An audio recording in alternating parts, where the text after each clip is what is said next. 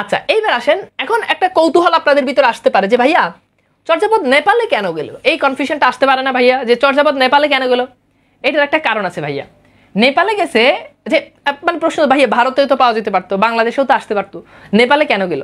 আচ্ছা, তো তখন একটা ক্লু আছে এখানে। ব্যাপারটা হচ্ছে নেপাল যখন ছিল তখন ওই যে চর্যাপদ কাদের শাসনামলে রচনা হয়? পাল। তো পাল রাজারা ছিল বৌদ্ধ। হ্যাঁ, তো পাল রাজাদের পরে যে যারা শাসন করেছিলেন তারা হচ্ছে সেন।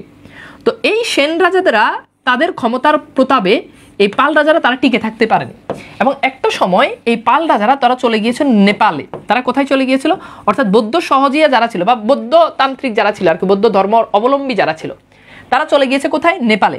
যখন তারা নেপালে গিয়েছেন তখন আসলে যে ঘটনাটা হয় সেটা হচ্ছে নেপালে যাওয়ার পরে এই যে বৌদ্ধ যারা ছিল তারা নেপালে যাওয়ার সাথে ইতিহাস বলে যে তারা তাদের ওই যে গুহার ভিতরে, তারপর হচ্ছে বিহারগুলোর ভিতরে, তাদের গুহা না দুঃখিত বিহারগুলোর ভিতরে তারা যে বইপত্রগুলো লিখতেন এগুলো তারা এভাবে বুকে জড়িয়ে ধরে বের হয়ে চলে গেছেন। তো ধারণা করা হয় সেখান থেকে মূলত নেপাল চলে গেছে।